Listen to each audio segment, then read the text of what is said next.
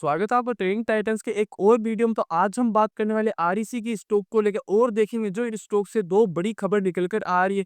वो कौन सी खबर निकल कर, पहली खबर तो आपको पता ही होगा कि डिविडेंड से रिलेटेड आ रही है निकल कर, और उस पर हम बात करने वाले आखिरकार क्या इसकी रिकॉर्ड डेट रखी है, कब आपको इसका डिविडेंड रिसीव होने वाला है और कौन कौन इस डिविडेंड के लिए एलिजिबल होने वाले, और दूसरी न्यूज़ को भी हम इसी वीडियो के अंदर कवर करने वाले। और इसी के साथ हम देखेंगे इसके टेक्निकल एंड फंडामेंटल एनालिसिस, और लास्ट में हम देखेंगे इसे चार्ट पर चल के कि कहाँ पर इसमें आपको फ्रेश एंट्री अपॉर्चुनिटी देखने को मिल सकती है, कहाँ से स्टॉक आपको पॉजिटिव होता हुआ नजर आ सकता है। तो ये सारी की सारी बातें करने वाले हैं हम इसी एक ही वीडियो के अंदर। तो अगर आपने अभी तक चैनल को सब्सक्राइब नहीं किया तो फटाफट से जाके चैनल को सब्सक्राइब कर लो और बेल आइकन को भी जरूर दबा दें ताकि हर वीडियो की अपडेट आपको टाइमली मिल जाए। तो चलिए शुरू करते हैं आज का वीडियो। तो सबसे पहले हम देख ले आखिर फ्राइडे के दिन अपना स्टॉक कैसा परफॉर्म करता हुआ नजर आया है। तो जैसा कि आप स्क्रीन पर शो हो रहा है, फ्राइडे के दिन अपने स्टॉक में क्लोजिंग दी है 429.90 के रेट पर। स्टॉक में 0.20% यहाँ पे तेजी दिखाता हुआ नजर आया है। स्टॉक की ओपन की बात करें, स्टॉक ओपन होता हुआ नजर आया है 429.50 के रेट पर। स्टॉक ने हाई लगाया था 435.85 रुपीज का। स्टॉक की लो की बात करें, स्टॉक का लो था फ्राइडे के दिन 424.60 रुपीज का, और स्टॉक की 52 वीक हाई की बात, 52 वीक हाई इन स्टॉक का 654 का, और 52 वीक लो है 357.35 रुपीज का। तो ये तो भी ओवरऑल बात ही आगे का फ्राइडे के दिन अपना स्टॉक ने कैसा परफॉर्म किया। अब चलते इसकी डिविडेंड की न्यूज पर और थोड़ा फोकस करते हैं। तो यहाँ पे मैं फटाफट से डिविडेंड की न्यूज को खोल लेता हूँ। तो यहाँ पे जैसा ये आपको शो हो रहा होगा कि न्यूज निकल कर आ रही है, REC declare fourth interim dividend और 3.60 record date set as March 26, यानी कि मार्च 26 को इन्होंने रिकॉर्ड डेट रखी है। अब रिकॉर्ड डेट क्या होती है कि उससे उस 26 मार्च से पहले पहले आपके पास आपके पोर्टफोलियो के अंदर आरईसी की स्टॉक्स होने चाहिए अगर आपको डिविडेंड के लिए एलिजिबल होना है। तो यहाँ पे जो डिविडेंड रखा गया वो रखा गया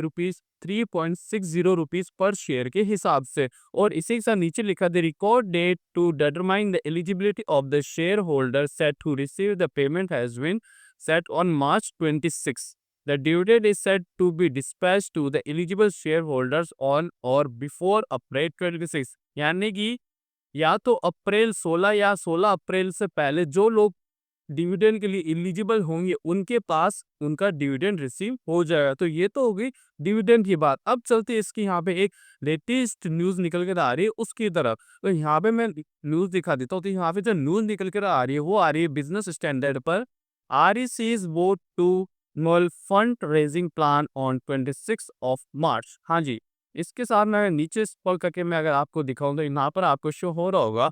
तो यहाँ पर जो दूसरी न्यूज़ निकल कर है वो आ रही है, REC said that its board is scheduled to meet on Wednesday 26 March 2025, यानी कि 26 मार्च 2025 को REC के बोर्ड की मीटिंग यहाँ पे शेड्यूल करी गई है 26 मार्च को। और ये किस लिए शेड्यूल करी गई है? To consider a proposal for approval of the market borrowing programme for financial year 2025-26, यानी मार्केट बोरोइंग प्रोग्राम के लिए ये मीटिंग रखी गई है फाइनेंशियल ईयर 2025-2026 के लिए। यानी क्योंकि उधार वगैरह होता है उस पर विचार विमर्श करने के लिए उन्होंने ये मीटिंग रखी गई है। अब यहाँ पे आगे लिखा the sad announcement came after the market hours on Friday 21 मार्च 2025, यानी कि फ्राइडे के मार्केट बंद होने के बाद न्यूज़ दिखती हुई नजर आ रही है।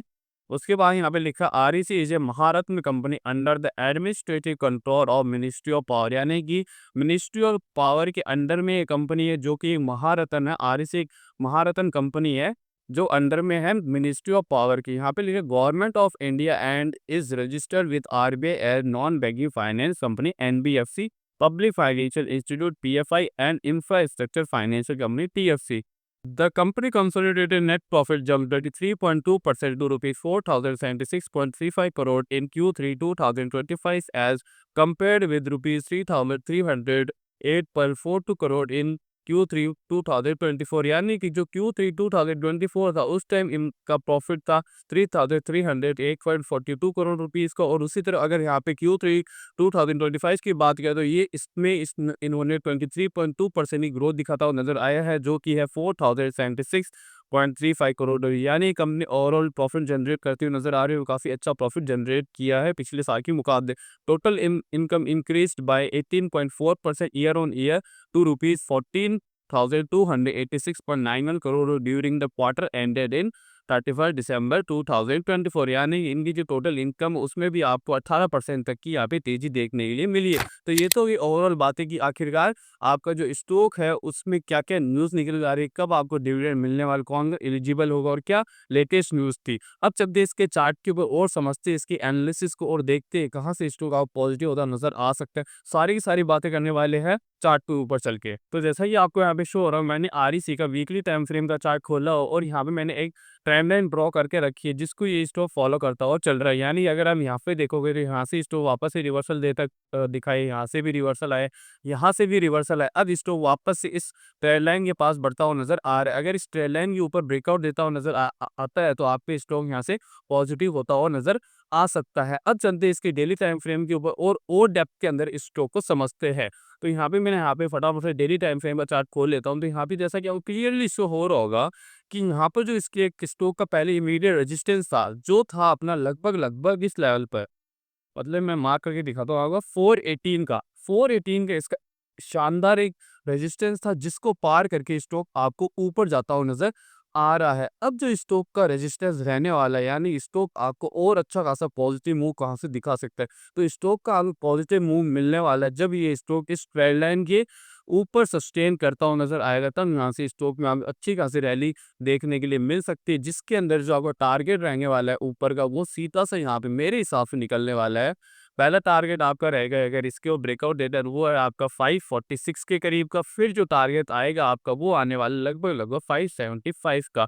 अगर किसी को यहाँ पर फ्रेश एंट्री बनानी है, यानी चाहते फ्रेश एंट्री बनाना, ये वैसे कोई बाय साइड रिकमेंडेशन नहीं है, आप अपनी एनालिसिस पहले जरूर कर ले। लेकिन अगर किसी को फ्रेश एंट्री देखनी है तो वो यहाँ से फ्रेश एंट्री देख सकता है कि इस ट्रेंड लाइन के ऊपर स्टॉक सस्टेन करता हुआ नजर आता है। अब बात कर ले इसके सपोर्ट की, तो यहाँ पे सपोर्ट यही है, मतलब जो 418 का सपोर्ट अगर इसको तोड़ देता है वापस से स्टॉक, तो यहाँ पर स्टॉक वापस से नीचे आता हुआ नजर आ सकता है, जिसके अंदर जो इसका सपोर्ट की तरह वापस काम करेगा वो है अपना 383 का, और इसके नीचे भी निकलता है तो यहाँ पे आपको 357 तक के लेवल देखने के लिए मिल सकते हैं। तो ये होगी अपनी सारी की सारी आरईसी को लेकर बातें। तो कैसा लगा आपको आज का वीडियो, कमेंट सेक्शन में कमेंट करके जरूर बता, और ऐसे और वीडियोस के लिए आप ट्रेडिंग टाइटंस के चैनल को सब्सक्राइब जरूर करें और इस वीडियो को लाइक एंड शेयर जरूर करें।